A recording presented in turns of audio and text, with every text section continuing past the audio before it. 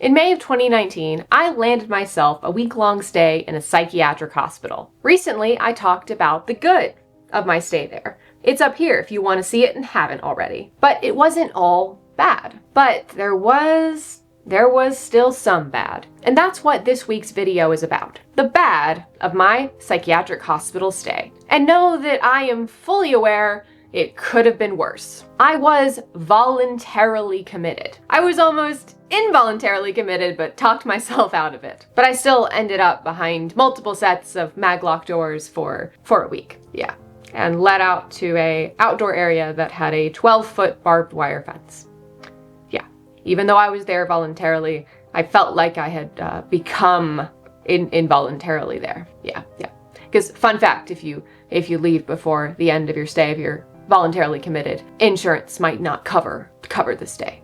Yeah, that's a thing. Yeah. Anyway, most people were kind, yes, and I got to have Madam B. But there were some not so great things. So today, let's talk about 3 of them. So if that sounds good to you, then sit back, grab a beverage, and let's get into it. The first thing is that the nurses were quite callous and apathetic. I understand that if you deal with psychiatric patients day in, day out, you can get burned out and lose some empathy. But honestly, it's a friggin' psychiatric hospital. You need some empathy, as oftentimes the patients there are going through the worst period of their entire life. Being in a psychiatric hospital is literally rock bottom for so many people. AKA, this was me. That was me. Like, they were kinda, I don't know, they didn't pay attention to us in the way we needed, honestly. Like, at all. It was ridiculous at times. It was like the nurses didn't care. Even at one point, an older guy, who I played a lot of cards with, and actually he gave me my first AA token that I still treasure to this day. But he was having some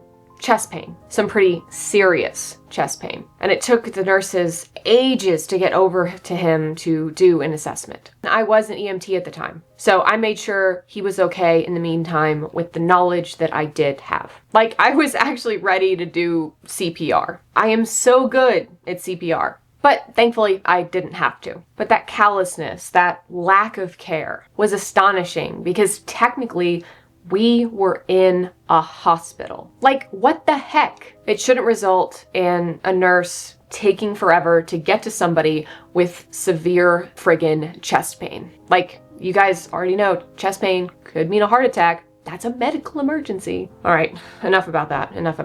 Another thing I didn't like was that without my permission, the hospital people, took me off some of my prescribed psychiatric medications. Mainly my as-needed anxiety medication, which, yes, is a benzodiazepine, if you're wondering, and my sleeping medication, which was zolpidem. And they replaced them with worse versions that didn't even work. You cannot tell me that going from lorazepam to hydroxyzine is a good pipeline to be on. Hydroxyzine is not a substitute for a benzodiazepine. And zolpidem to trazodone also does not work. Like, seriously, I slept awful, and I was anxious to a severe degree nearly the entire time. And antihistamine does not work to treat my anxiety. I have some really serious anxiety. That's why I had the benzodiazepine prescription in the first place. I get that they might have had rules. I mean, flat out, they probably did have rules. But not asking me first, or not telling me this, and just saying no when I ask for those things, well, they didn't really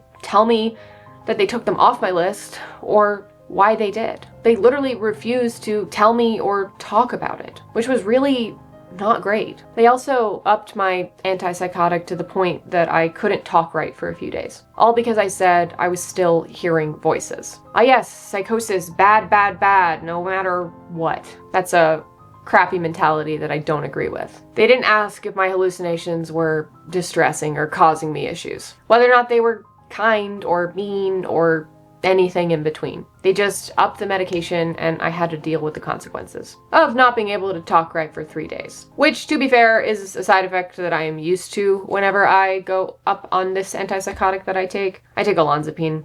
A lot of you know I take olanzapine, but when I go up on it, like, to any level really, I have a hard time talking for a few days. Like, I have a hard time focusing, and I usually have to take time off work if I do go up on the medication because it has that weird side effect to it. I know for some people it lasts way longer than that, but for me it's only a few days, so I consider myself lucky. But the dumb thing about this whole medication situation, this whole psychosis situation, was that I wasn't actually there for psychosis. I wasn't even delusional anymore at this time. So I was not a fan of these changes in my medication regimen. And when they discharged me, they still told me not to take my anxiety or sleeping medication. Like, discontinue immediately was written on my discharge paperwork. And I'm like, screw that, and kept taking them. My doctor at the time just sighed when I told him what had happened. And while I don't use the Zolpidem anymore for a bunch of reasons, I still do need the lorazepam once or twice a week. It's one reason I can function as well as I do. So yeah, thanks for the communication about my care, people. God, just because I'm in a psychiatric hospital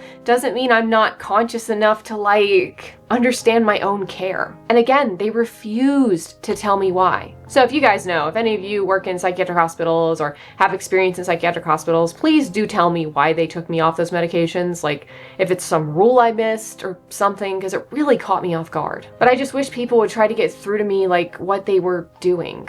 Like, I feel like communication is something that should be a regular thing in a psychiatric hospital, especially with patients like me that are super into their treatment, aware of their treatment, and care about their treatment. Like, tell me why the heck you're doing things in the first place. Which leads me to the next thing. Finally, let's talk about a specific event that made me mad, and still kind of makes me mad to this day. One morning at 4 a.m., a nurse came into my room. I woke up a little. She said I could lay down still, and I'm thinking, okay, laying in my bed, nurse is here, but what for, right? And boom, before I knew it, I was getting my blood drawn. Without a warning, I got that pinch that none of us like. At 4 a.m., I was not happy. I was confused as to why she did not warn me about said blood draw. I thought they had to ask for consent. I thought they had to tell you what was going on. She didn't tell me what she was doing or ask permission. She just did it. And I have told this story on shorts. And there are a few things that always come up whenever I talk about this. Because frankly, whenever I talk about this story, it tends to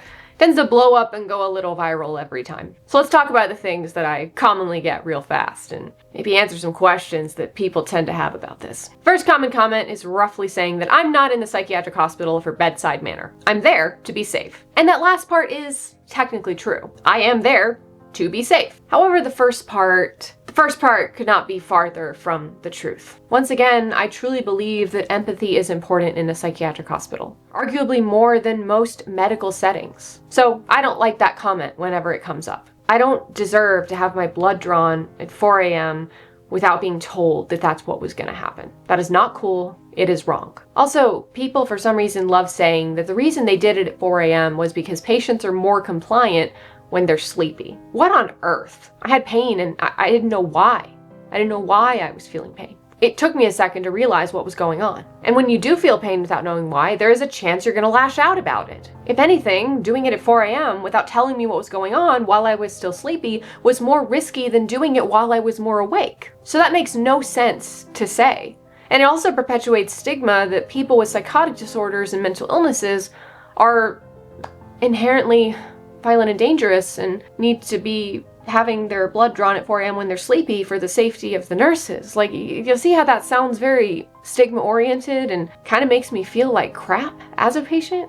Like, surely you see what's wrong there. There's a lot wrong there. But honestly, the reason they were actually doing it at 4 a.m. was because they wanted to get the blood work done and analyzed and reported to the doctors before the doctors got there in the morning. That's why it was so early. Like, I understand that that was why it was at 4 a.m. Like, I'm not an idiot. I know that's why. But that doesn't answer the question of why they did it in the first place without telling me they were going to do it. There isn't an excuse for this. And I'll be mad and upset about it to some degree for probably forever. There's nothing that anyone can tell me about that event that will ever excuse what that nurse did to me. But yeah, this one always inspires a few interesting repeated comments.